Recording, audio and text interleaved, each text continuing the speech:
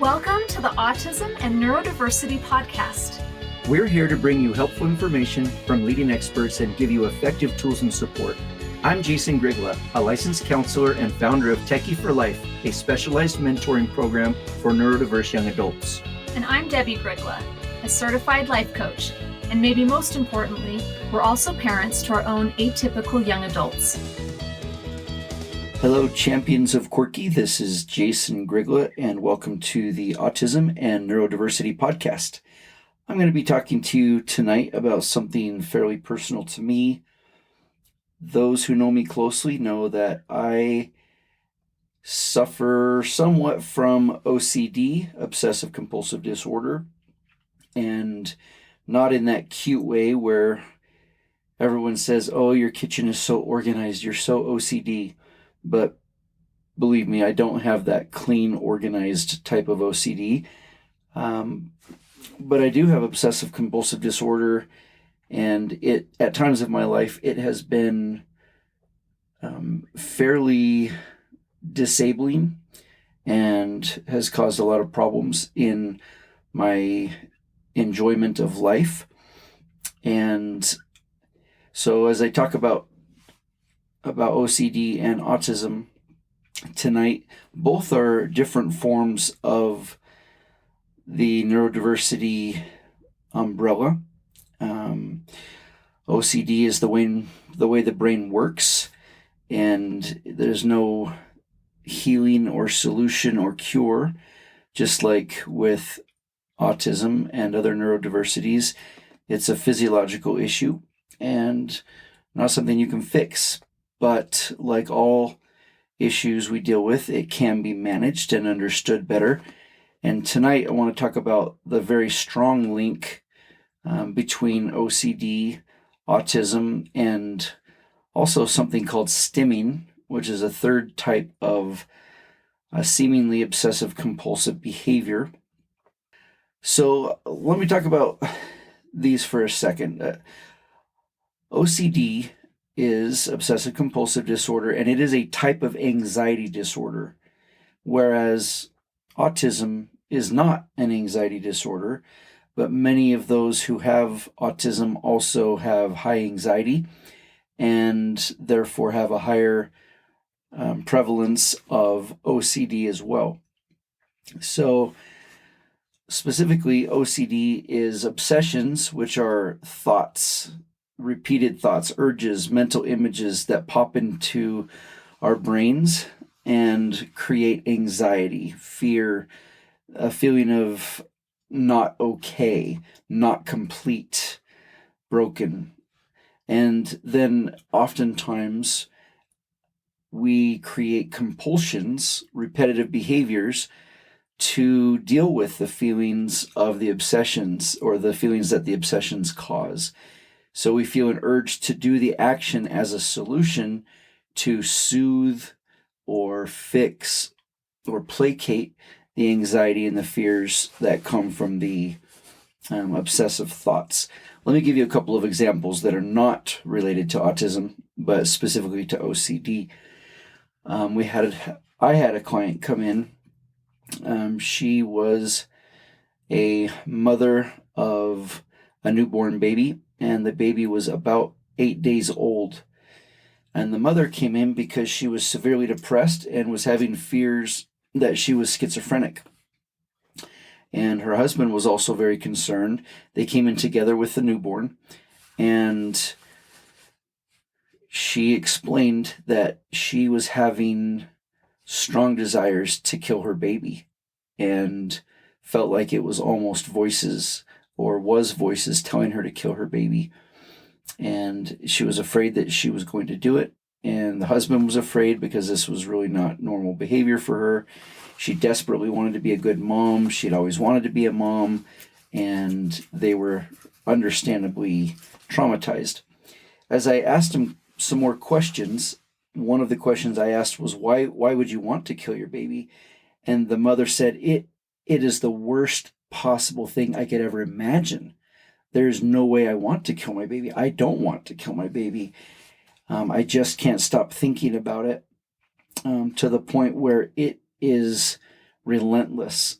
and it's continues to come into my mind. And the more I'm afraid that I'm going to harm my child who I love, the more I think about hurting the baby, and the more I think I'm going to. And I must want to hurt my baby, or I wouldn't be thinking about it all the time.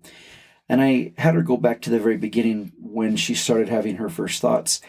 And she said, I was giving my baby a bath for the first time, and I had never imagined how helpless a newborn was. And as I was sitting there, holding the baby's head above the water, for just a split second, I imagined what it would be like if I accidentally let go, that the baby would slide under the water and absolutely drowned. And the mother imagined it, and once she imagined it, it stuck. The image of the baby that she loved more than anything in the world, and her being the cause of the baby's death, was so intense and traumatizing that it stuck. It stuck really strong. And then she couldn't get it out of her head. And the more she thought about it, the more afraid she became, and the more anxious she became. And the thoughts just kept coming back and back and back, because she had obsessive compulsive tendencies that she didn't recognize. A big part of that situation, I think, was the hormones that come postpartum or after the baby is born. A mother's hormones are all over the place. Their chemicals are all over the place. And if someone has a predisposition to OCD, then a traumatic experience or an emotionally, chemically induced situation can easily bring on OCD symptoms. And I really did a lot of good assessment to ensure that it wasn't schizophrenia and that she didn't actually want to hurt her baby. But nonetheless, the OCD thoughts were there, and she was so afraid that she would actually hurt her baby to get rid of the thoughts that we had to do a very drastic intervention. And it worked, and she was a good mother after that, and everything turned out okay. But it took her a long time to learn to be okay with the fact that it was OCD and not that she wanted to hurt her baby, which was really scary for her to think about. With her, medication helped, counseling helped, time and practice and experience helped. But when it comes to a typical brain, they can usually think about nuance and reflect well on the past and on the future. They have better ability for insight, usually, than someone who's autistic or neurodiverse. And so therapy and cognitive behavioral therapies do work better or have a benefit or an effect, because they start to learn to understand why they're having thoughts and how to control those thoughts and manage the emotions and the impulsive thoughts that pop into their head. We'll talk more about that in a little bit. Another example of OCD, so you get an idea of what it's like. A young man came in with suicidal ideations and was afraid that he might take his own life, which is fairly common. I didn't think much of it.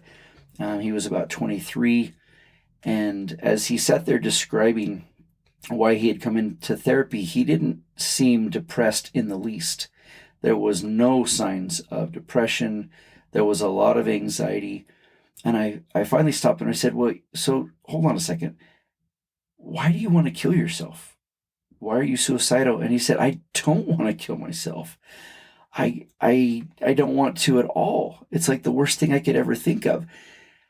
And I started having him explain what he was going to do to try to take his own life. And he said, I was driving down the road and I imagined for a second that I opened my door and what it might be like to jump out. And just as I jump out, a car passes on the other side going the other direction and hits me really hard and kills me. And so every time I'm driving down the road now, I can't stop thinking about opening the door and killing myself. His motive was never suicide. His motive was actually trying to stay alive, and the more intense the traumatic thought of opening his door and killing himself was, the more that thought stuck and became obsessive And then he was afraid that his compulsion would be to kill himself to get it over with.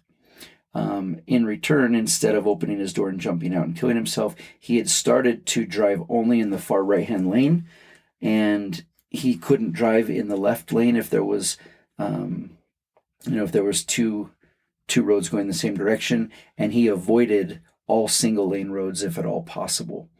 And so that became his compulsion. He would spend lots of time figuring out how to avoid driving next to oncoming traffic.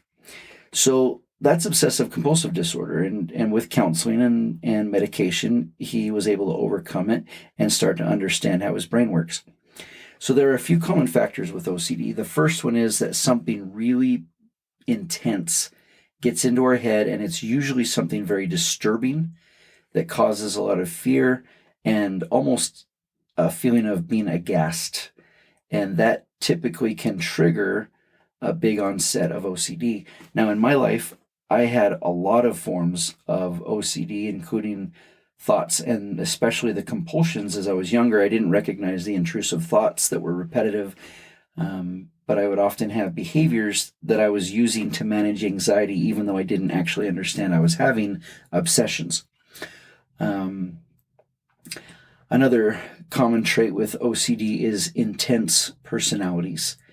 People who think a lot, kind of like what I would consider a race car brain, not your normal typical station wagon truck or small SUV, but like a NASCAR with a huge, powerful horsepower engine.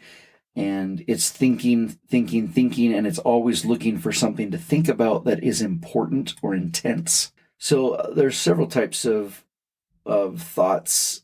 Some of them are acting on compulsions to check things, wash your hands, lock doors, move objects, put objects in certain orders, redo things like your zipper, seeking out symmetry, like if you tap on your left, you have to tap on your right, or if you step on the left crack, you have to step on the right crack, or all kinds of different things that happen in your head. Another type is seeking assurances from loved ones or friends that you're okay, that did I actually make a mistake? I need you to make me feel better about my obsessive thought that I did something wrong. And doing a lot of research to try to prove that what you did was right, or what you said was right, or what you were thinking was okay. Another one would be avoiding triggers that could cause anxiety. So they might obsess about possible future situations, like being in crowds where you could have social interactions that go wrong, or walking around things, or avoiding areas where accidents could happen. And for example, having a phobia about riding in an elevator is an anxiety-based disorder, but can come with a strong obsessive-compulsive component. And the last area is mental compulsions, like repeating words just because your brain wants to continue in patterns. And the longer the pattern goes, the more complete or finished it feels. So as far as commonality with OCD, it affects about 1 in 42 adults to as many as 1 in 80 adults, according to studies. So if we half that, then it's like 1 in 60, which is about,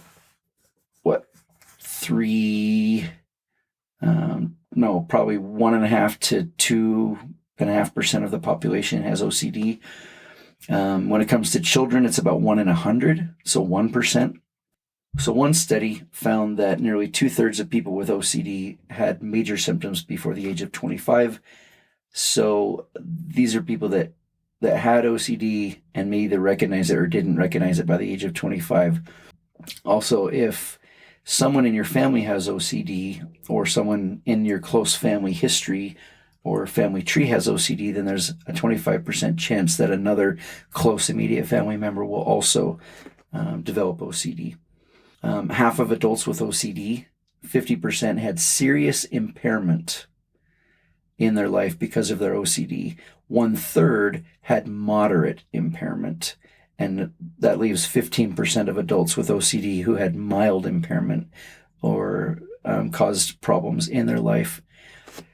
It actually affects males in onset cases much more than females.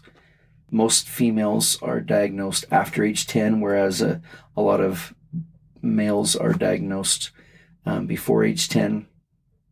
Now, when it comes to OCD and autism, this is more interesting, and there's a lot of reasons why they're related and why I'm talking about it today. The first one is that if someone has OCD, then the likelihood that they have a child with autism is actually increased. So if one of the parents has an intense personality that has anxiety type features, then they're more likely to have autism as well. So individuals also who were first diagnosed with autism were twice as likely than the rest of the population to get diagnosed with OCD later. And this one's actually more interesting to me. Individuals diagnosed with OCD first, they were actually 4 times more likely to have a diagnosis of autism later. So I think we recognize OCD first, and then autism comes later, which is the most common scenario.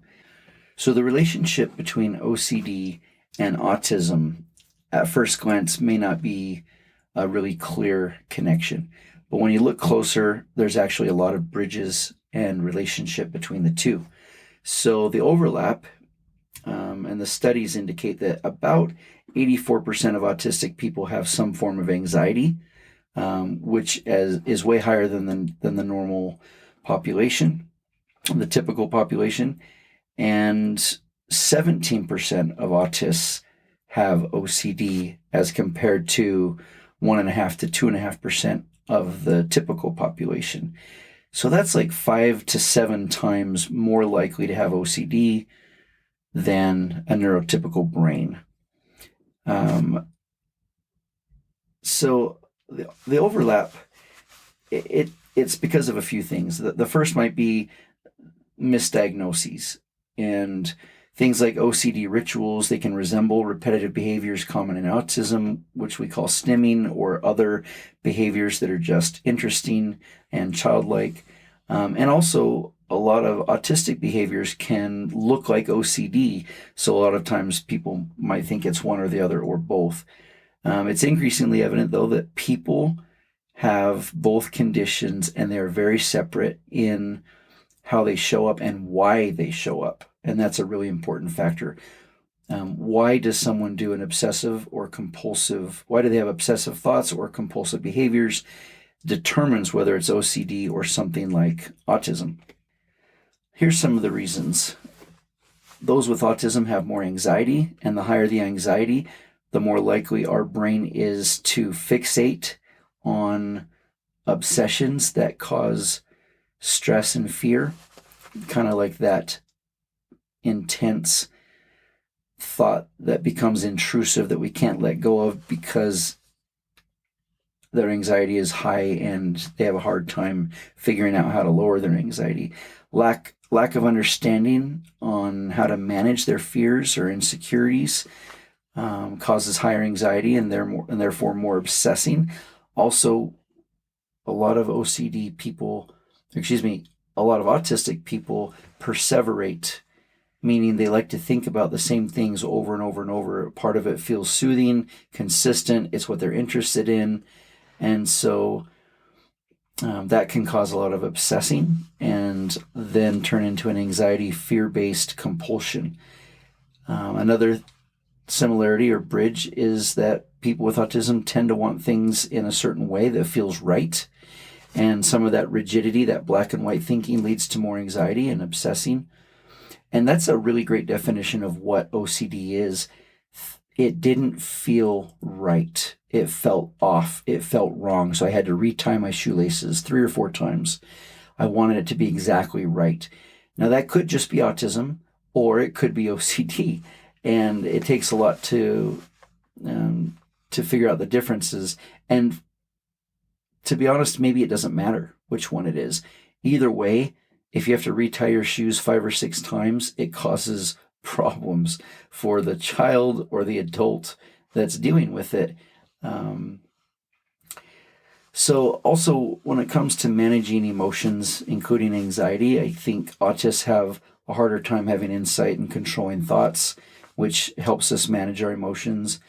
It's harder to manage OCD if OCD comes when you're autistic, because it's hard for someone to see the big picture and see the reality that what you're feeling isn't necessarily reality.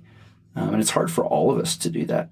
Someone with autism might have an even harder time recognizing the difference. And then some of these repetitive behaviors. So let's talk about stimming for a second. Stimming is the behavior that someone who is autistic does when they are having a lot of emotion, including pleasurable emotions like excitement and happiness and joy, anticipation, and a common one would be flapping their arms like a bird, which looks like a compulsive behavior, but there's no obsession going on that they are using the flapping of their arms to manage. They're just simply having a really physical, corporal reaction to emotion, which is pure and has nothing to do with anxiety. So stimming, although annoying and socially unacceptable to most people, isn't OCD in any way, shape, or form. Especially when you find them being happy and the stimming comes out big where they're hopping around or skipping a lot. If someone's pacing back and forth because of anxiety, that looks very different than a child who's imagining lots of great things and they're skipping around the room like 20 times in a row because it feels good to do the same consistent behavior, but they're actually happy. Compulsions are based in blocking or curing stress and anxiety, and stimming is more about I'm doing something that feels good in the moment, and it really has nothing to do with what I'm afraid of or anxious about, or what I need to happen. It's just something I'm doing in the moment. They're very present. So the motivations are very different with stimming than OCD, even if some of the behaviors look the same. Professor Temple Grandin, who many of you may know, she said most kids with autism do these repetitive behaviors because it feels good in some way. That's totally different than I can't stop thinking about something's wrong and I need to fix it. So another area of obsessive traits is something called perseverating. Perseverating is what we do, typically thoughts, where we rethink thoughts over and over and over, which is different than obsessions. There are perseverating behaviors as well, which could be a type of stimming, actually, or stimming would be a type of perseverating behaviors. They're uncontrolled repetitions or continuations of some response. It's like a movement or a word or a thought that continues after whatever prompted the response is no longer relevant. And they may not even be thinking about it, but their body just keeps doing the same redundant movement because it just feels good to keep doing what they were doing. Maybe they're trying to slough off energy and emotion, but either way, it's not based in anxiety, fears, or a problem.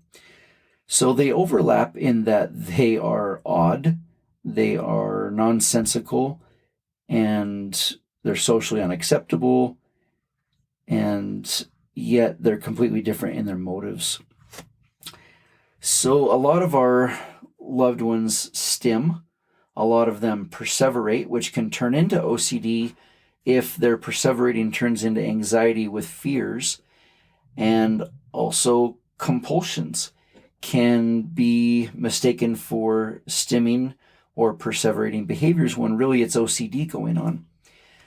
Understanding the difference is important because of how we manage the two. With stimming, the last thing I want to do is cut off the excitement and pleasure and enjoyment and happiness that someone is having. And stimming is simply their way of laughing out loud with their body. And I would never want to discourage that or knock it down. However, if they have enough insight and they really want to have friends and be socially acceptable, you may want to talk to them about how others might see or view stimming, and that if there's a way for them to be excited and happy without putting yourself into a situation where you are rejected by others who are afraid of your quote odd behaviors unquote, then maybe they would choose to hold back their stimming until it's appropriate, or only do it around people where they know that they're acceptable. Or maybe they could spend some extra time explaining and teaching why they do what they do so that other people understand it and might be less judgmental about it. But when it comes to OCD can be a nightmare. It can be completely paralyzing and stop all forward development and functionality. And when that happens, you can't just say, well, it's just autism, because it's not. OCD is its own thing. And one of the ways I like to describe OCD to clients that I think I'll take a second to explain to you is, imagine that a dragon appears at your farm and starts wreaking havoc, blowing fire in your crops, breaking down fences and tearing your chimney off the top of your farmhouse. And because it's doing damage, you run out and you get your sword and your arrow and your pitchfork or whatever you have, and you start attacking the dragon and fighting it to slay it. But as soon as you look at the dragon and start attacking it and trying to control, kill, or fight the dragon grows bigger. And the more you fight it, the bigger the dragon goes, until at last you are completely spent, you're shot, there's no more energy, you give up, you quit, you lay on the ground completely defeated, and you kind of go into a dream, or you think about other things because you can't win, and you become helpless and hopeless. But regardless of what you're thinking about, you're no longer focused on the dragon, and that's when the dragon leaves. And you're thinking, oh, the dragon left. And if you stand up and look at the dragon where it's flying away, and you shake your fist and say, I got you, I beat you, you're not coming back, it comes right back and attacks you again because you gave it time and attention and energy and emotion, until you're beaten again and you give up and you sit down on the ground and fold your arms and lay your head in your folded arms, and you give up and you quit thinking about fighting the dragon, and then it actually leaves. But then the next day it comes back because your brain has that natural habit of thinking about the scary big thing that is stuck in your brain, and then you go try to fight it and it grows bigger and it does more damage, until you give up or break and quit, and then it flies away. And after a while, you actually learn that the more I focus on the dragon, the more I try to control my obsessions, the more I try to think about or think through or fix the intrusive thoughts that are coming with some type of trick, the more I'm actually throwing gasoline on the fire and helping the dragon get bigger. The only solution to OCD and fighting the dragon is to quit fighting the dragon. And when the dragon comes to do damage, you turn your back on it and you go and you actually work in the cornfield. And when it comes into the cornfield and starts thrashing around and blowing fire and trying to get you to fight it, you walk away and turn your back on it, and you actually go into the vegetable patch and start weeding the vegetables. And if it comes there and does more damage, you walk into the house and start baking bread. And it'll huff and puff for a while, but eventually, the more you focus on making the bread, you'll realize that the dragon is gone. And because the OCD brain immediately thinks, I wonder where the dragon went, as soon as we look for it, it comes back. Learning to manage OCD is very much like walking away from the fight, which is a very Eastern philosophy. The Western philosophy approach would be fix it, control it, fight it, beat it. And the Eastern philosophy would be, the dragon's here, I can't kill it, I can bake bread, I can fix my wall that it knocked down yesterday, but I'm not going to give it any of my time and energy. I'm just going to be at peace with me and my surroundings, and that's when the dragon shrinks and disappears. Another way to look at OCD and manage it is to always have something more important than the fear to think about. which is easy to say and hard to do. If your intrusive thought, your compulsion is that I'm going to kill myself or I'm going to kill my baby, it is really hard to find other things more important than that, but you can, and it takes practice. It becomes really hard to do that if someone has an autistic brain or an ADHD brain, because their thoughts tend to be in control more than our consciousness, and our ability to reflect has control over our thoughts, which is why autists tend to be more impulsive and reactionary, because they don't have that pause button where they can stop and reflect and decide how to react very well. They can do it and they can learn to do it, but it takes more time and more practice and more effort. So, for example, someone who can think about a favorite memory or an activity that they're planning that is really fun and exciting that's coming up, if the dragon or the intrusive thought comes to fight, and they can just switch and talk about, think about, and focus on something that matters more than the fear-based intense thought, then the mind doesn't need the obsession and it stays focused on the thing that is more important. But that takes practice and maturity and experience. The other part is to learn that it's okay that our brains are different, and that OCD and autism, for that matter, are just what they are. They're not necessarily horrible. They're not necessarily great. They're just what they are. And everybody has their problems in life. Learning that, yeah, it's just OCD and recognizing it for what it is helps the anxiety go down and the obsessions go down. And therefore, the OCD becomes better managed. So with practice and maturity and experience and some grieving and acceptance that my brain works differently, autists and obsessive compulsive disorder people are more at peace, more calm, more in control, and more mature. And that can come with a lot of information, which could come from counseling, but counseling would be more directive counseling as opposed to helping the person have insight about, why are you so stressed? And that's not necessarily helpful, but giving these specific tools can be helpful. Another thing is medication. You can't medicate for OCD because your brain is the way it is, but you can medicate for anxiety, which triggers the way your brain reacts. And if you can manage anxiety through some type of mood stabilizer or antidepressant, like an SSRI or an SRI, most people with OCD get some benefit from taking a medication. Now, the right medication, the right dose of medication is a totally different story. Male and female is different. Whether you want to gain weight or lose weight, gain more sex drive or less sex drive is all a discussion to have with a doctor about medications. So medications is fine. Two things that work really well with autists. First, manage the anxiety by managing the environment that they are in, the expectations, the people, the sensory overload, anything that could cause the anxiety. But be aware that loneliness could be just as big of a problem for anxiety as being in a crowd of people could be. So you have to know the person. Sometimes anxiety goes up if they're all alone, and sometimes it goes up if they're with too many people. Sometimes it goes up if they have to talk. Sometimes it goes up if they don't have anyone to talk to.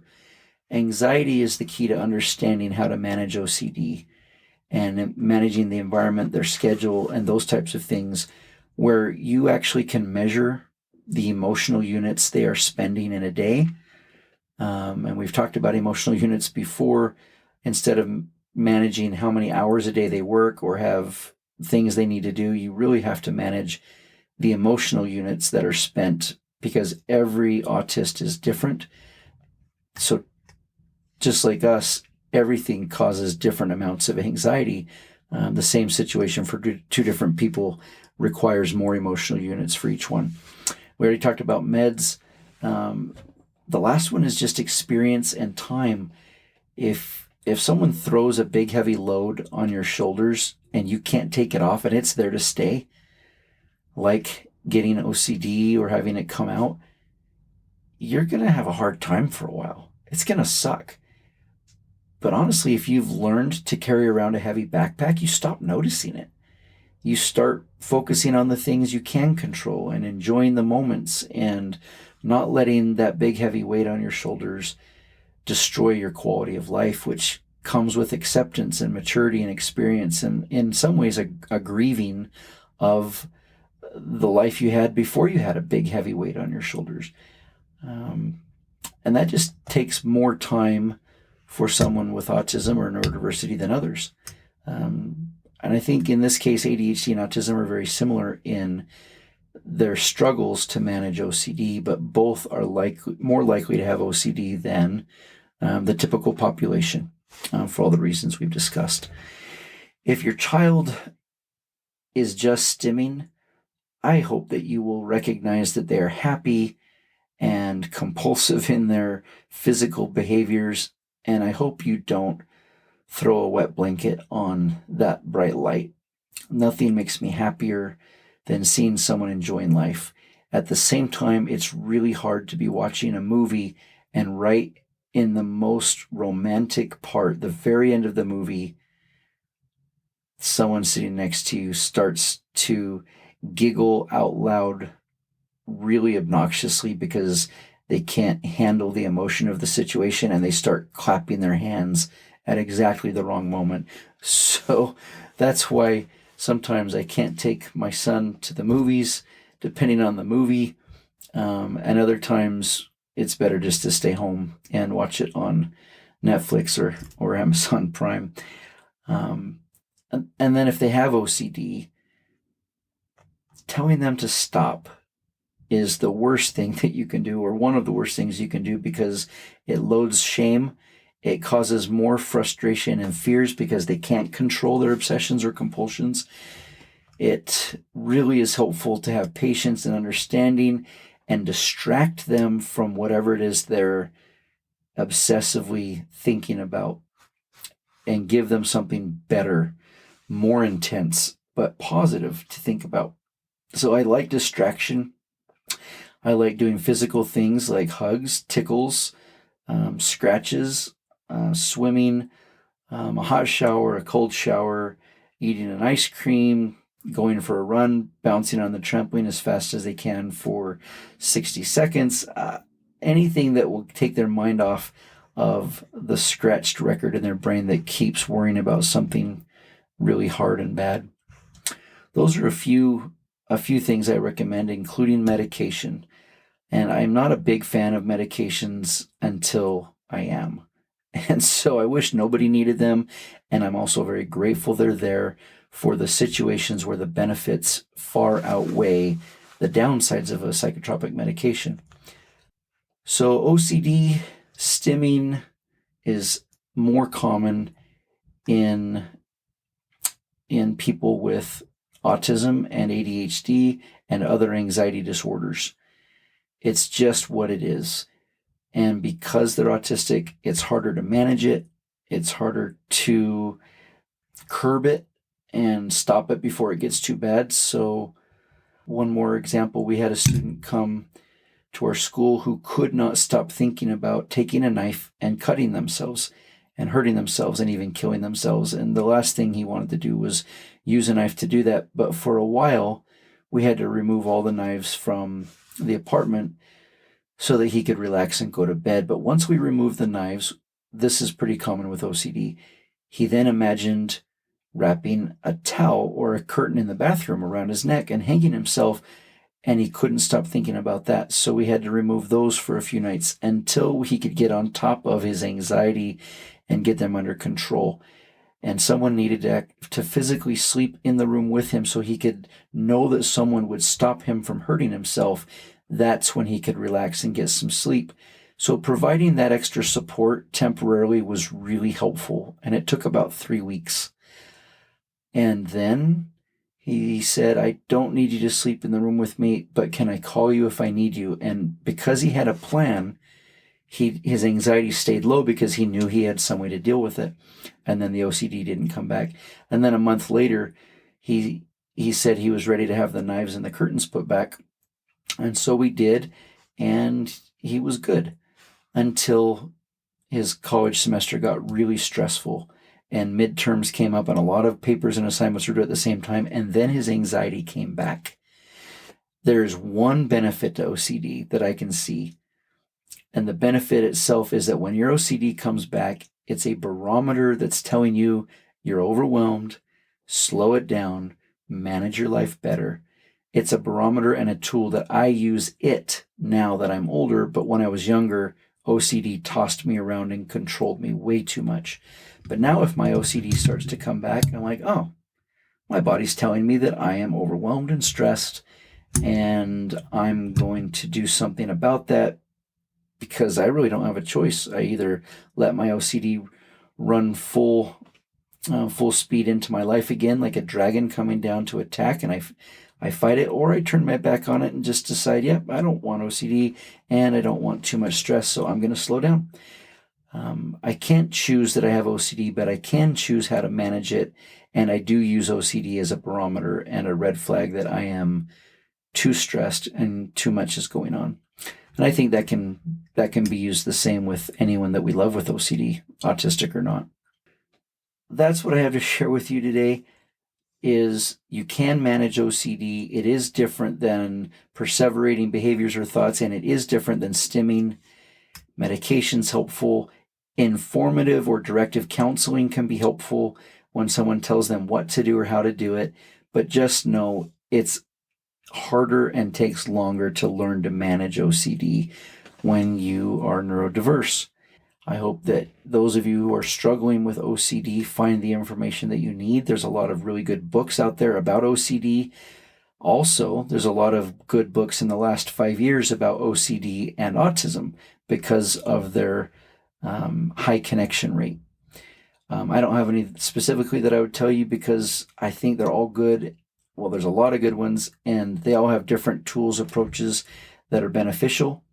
But information is really helpful. Learning to accept your OCD and your neurodiversity is always helpful. Thanks for joining me, and we will talk to you again soon. Bye. Thanks for joining us on this episode of Autism and Neurodiversity with Jason and Debbie. If you want to learn more about our work, come visit us at jasondebbie.com. That's JASONDEBBIE.com.